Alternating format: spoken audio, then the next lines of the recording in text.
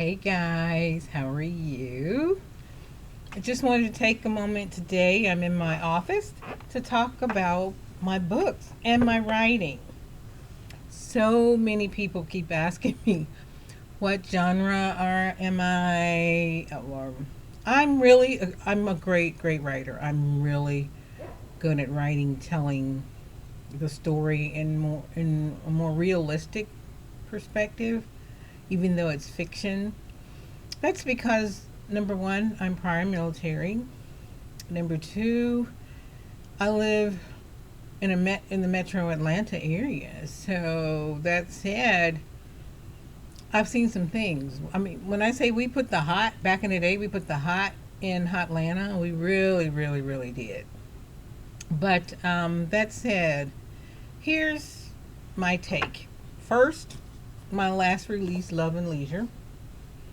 We've decided, or rather, I decided to make this a second edition. I had to. I didn't have a choice. You guys are something else. I mean, I'm Amazon better get with the program on this shipping thing because I'm getting low. For whatever reason, I am struggling like crazy with online sales. I mean, they're decent, but my signed copies are blowing out the door. That is what has kept me afloat all this time. I guess everyone's into signed copies, but I'm sorry, I have COPD. Today's a bad day.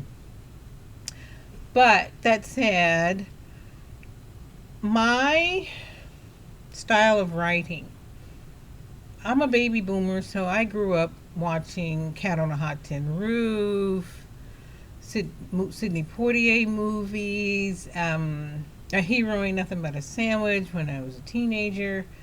So those influences, that Harlem Renaissance, that enlightenment in the 70s, that freedom of the 80s, that find your way in the 90s, and then Y2K hit and all things changed and our outlook and perspective on things were different.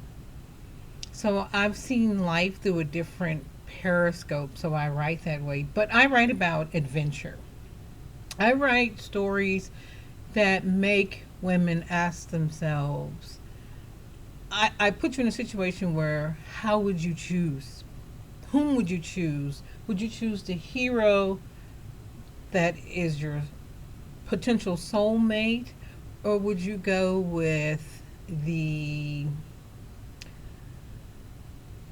disgraced lord from England? His family is from England, but he knows how to get to you with that dark passion, that fire, that intellectual stimulation. And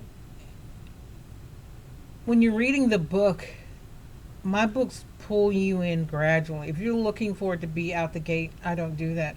I take you on that psychological journey first, and then boom, I hit you with the fire. I hit you with the steam. But I build that steam like an engine, like a train, like, I think I can, I think I can, I think I can. And that's how I write. I'm multi-genre. My books, I make sure, because my books happen in southern, urban settings, suburban settings, country settings. So we're anywhere from glitz glamour. I'm definitely a noir writer, like those noir movies. I grew up watching Dynasty, so of course I'm going to bring you drama.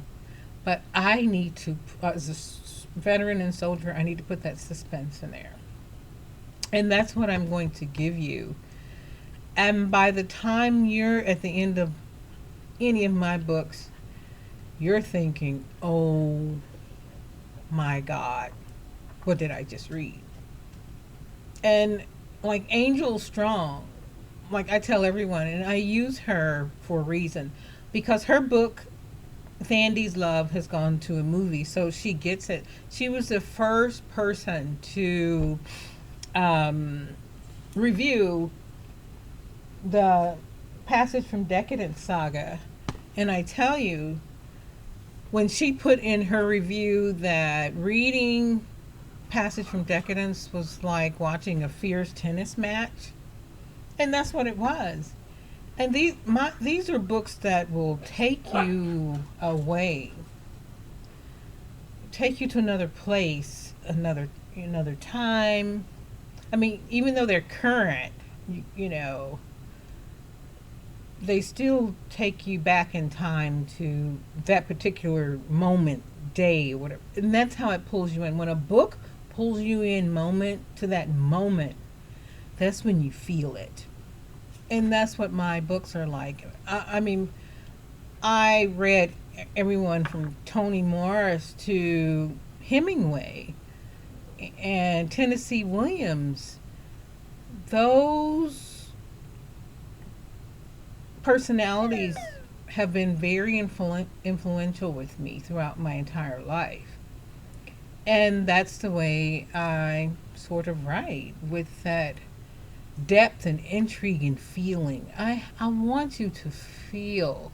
And I write a lot about PTSD because PTSD is not what people think it is. Not every person, a soldier that suffers from PTSD or veteran, is trying to hang themselves from the rafters. But PTSD is a very possessive and jealous bitch. She is not going to let you be happy. She's not going to let you get away from her without a fight. So that said, and I put those triggers in there, not the gut-wrenching, horrifying trigger, but you will clutch your pearls, oh my God. And men will be thinking, what the hell? What the damnation here? And I always make my women strong. I don't make them needy, because I didn't grow up needy. That's just not me. And I do make them a commitment phobe, because I was a commitment phobe. I was a commitment phobe for years. I mean, marriage to me, I felt my idea about marriage was marriage ruins everything. Having been married myself. But that said, how do I put it? I think you guys will enjoy this very much. Dive in, especially Ignited Bones. You all know this is my baby.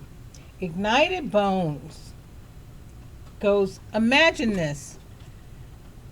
You're an executive female.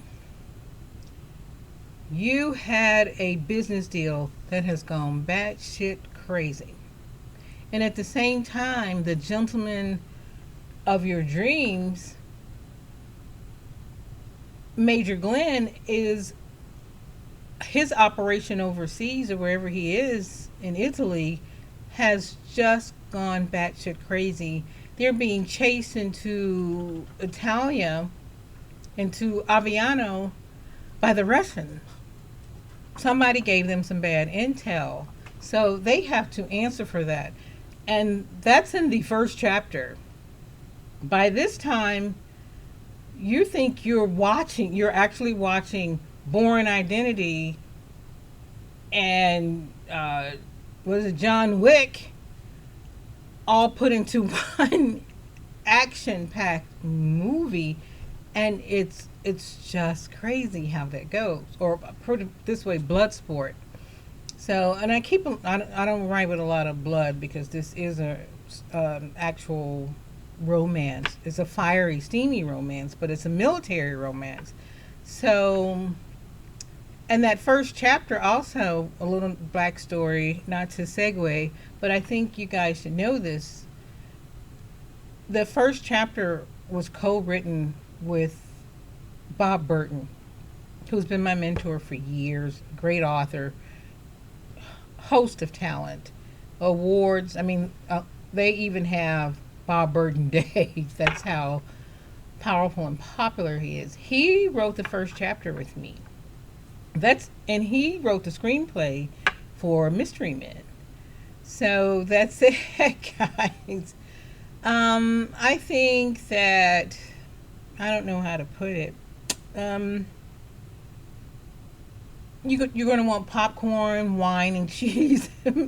But by the end of this book, you're going to be panting pretty heavy and wondering, okay, when is the next book coming out?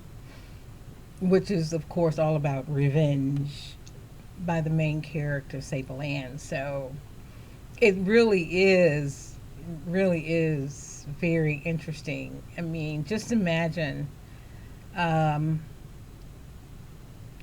and Sable Ann is unbeknownst to everything that's happening with the Major.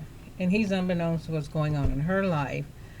So she just goes on with life as if, I mean, he's there in her life, in every part of her life, whether she likes it or not. No matter what type of relationship she tries to enter into, it's just not going to happen. And Major Glenn ain't going to let it happen. Not like that. She can't be happy. She can't. He's like a penny. He turned up every damn where.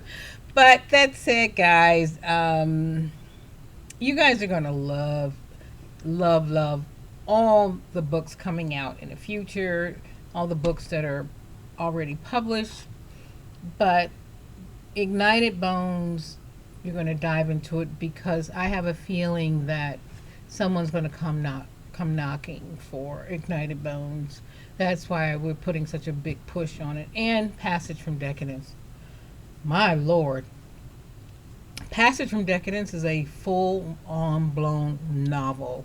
It is 304 pages of just power struggles and wannabe savages, and you can see it behind me.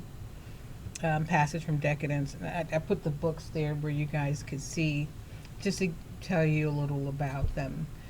And don't think that, and Love and Leisure is just as powerful. Love and Leisure is basically a contemporary love story on steroids. You're going to get steam. It starts out gradual with fire.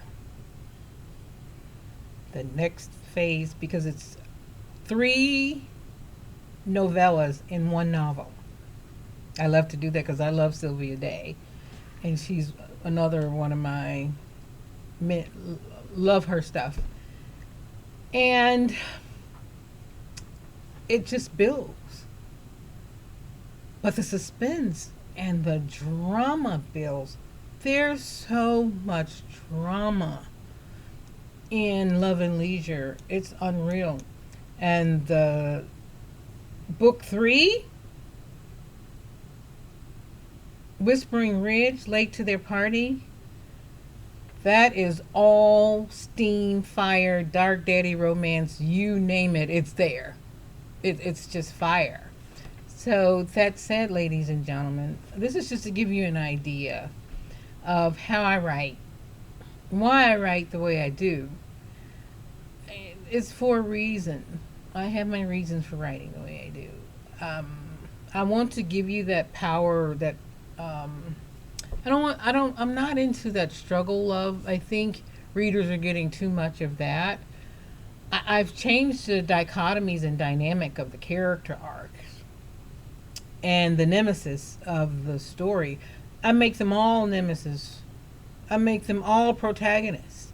So you have this back and forth, and that's the tennis match. You understand it, but then you don't understand it. And like Angela Strong said, you want to go back and reread the chapter because it's like, did I just read that? And yes, you did. I put it in there. And these characters are based on actual events that happened. I didn't have to really over embellish anything. If anything, I toned it down a bit. But it's pretty powerful stuff, and you're going to love it. You're going to really love the book. So that said, check me out and get to know me as a writer. You will love my stuff. And I tell you, Elle the Ball and my three-part novellas that are coming out again, you are going to love Winter Captives. Holy crap. And what's his name? I can't think of it. Good Lord. We changed so much. The unforgettable Republican. Uh, he was unforgettable. Yo, let me tell you something. He could charm your panties off of you right on the spot. You'd have to not only gird your loins, but your lingerie and everything else, because you would lose your mind around that one. He was so smooth with it. And he would engage you in conversation. That was unreal. So it's just an interesting story. And you guys will, have two huskies. I'm sorry, they're just going back and forward. I open the door so they can go outside. But that said, you're going to love, him, the unforgettable Republican, L of the Ball, Night Mixer. Night Mixer. That boy ain't nothing but a delicious torment and a scoundrel. And the title is Night Mixer, Carnal Maneuvers of the Soldier Who Lived by the Lake. I want you to just take a moment and get your mind around that. Okay? And Winter Captives, Lust, Love, and Submission during the second Georgia Arctic blast. So they were snowed in for 8 long, delicious days. So I told you, I know these folks. I used to go to happy hour with them and write notes. I'm like, wait. Let me get, what did you just say? I'm writing it down. They were like, look, when you tell my story, tell it right. I said, I'm going to tell it all, not just right. I'm going to tell it all. So that's it, guys. I'm going to go because this week the doctor has changed. I suffer really bad from fibro, RA, and now they think I have some other issues with my heart. And they just got new meds, and I tell you, I think I'm higher than the moon right now. So ain't nothing nobody can do because the doctor wrote the prescription. It's brand new, came today, special delivery. You gotta love the VA. They're slow as hell, but when they play catch up, it's over. It's a wrap. And I'm just grateful for having access to some form of health care that I need. I mean, my new VA doctor he's feckless as hell, but we had to come to Jesus Wednesday. I told that ass what I felt. I'm like, I can't write like this in pain around the clock. Do something. You are in dereliction of your damn duty, doctor. I need you to dress this right now, or get me another doctor. Or I need to call the 800 number, and I will. I'm just the type of person who will call the secretary of the VA. I ain't playing with you. Pull your head out your ass and get with the program. Or find that corner and unfuck yourself. Because I need to write. Writing is my passion. Writing, I just want to bring you guys great stories. Stories that compel you. Stories that start you talking. Now, they are talking about Ignited Bones already, especially that Mile High Club thing. And the chapter, I don't know why readers are very peculiar. You guys, boy, when you read something that hits you in that gut, you be on it. And you guys do not mind asking some serious questions. Yes, it was his mother who knocked on the presidential suite. That actually happened. Her ladyship, actually, Lord Foxington's mother actually knocked on the presidential suite at the W Hotel in Chicago. And, he is a married man in the middle of a divorce, and his estranged wife is batshit crazy, but she messed with the wrong Southern Belle when she came after Sable Ann. That was an absolute no-go. She might as well have messed with John Gotti because Sable Ann is coming for her like a mob boss. So it'll be interesting to see. You know, they call Saberland the Duchess, the Iron Duchess, for a reason. So that said, guys, I'm gonna close. You know me, I'm just a yapper, and I'm sorry I have to do this habit here, or I'll lose my thoughts. Because this medicine is, oh God, I can barely keep my eyes open. It's so strong.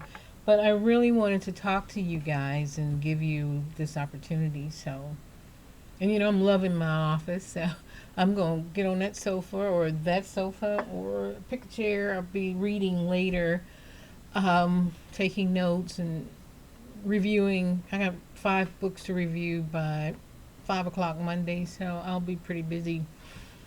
You guys, I love you. Thank you for the follows. Come on in to the to my group, my pages. The Smoking Glass Literary Bar is on fire. That's my baby. I own it and I'm building it. Excuse me, and I'm building it well. And having a blast on TikTok. Please follow me on TikTok. There's a reason we as authors ask you guys to do this, because Facebook is okay, but those algorithms, they're very discriminatory, and authors cannot interact with each other the way we really need to or should. And Facebook knows that. And the reason they're putting these algorithms in is they know that if we come together, authors and writers come together, we'd be far too powerful, be more powerful than Amazon and Facebook put together. And that way we'll be able to, if we ever came together, we would be able to pretty much write our own terms as far as book sales, etc., and the rules of the game. And they are doing everything they can to keep that out of the power of authors and writers. But that said, not to be too political, I'm just going to tell you how it is. I'm very matter of fact. I'll tell you the truth. So that said, you guys, I love you. Enjoy your Saturday. Have a great weekend. Please mask up. Please vaccine. Please wash your hands. Be careful what you touch, who you hug, who you hold. We just buried a wonderful family member who was a nurse last Saturday. So, and it was gut wrenching. It really was. So that said, ladies and gentlemen, be careful. And this thing is real. But we won't let it get us down. Ain't nothing going to keep us down. So God bless. Have a great weekend, and we'll talk to you soon.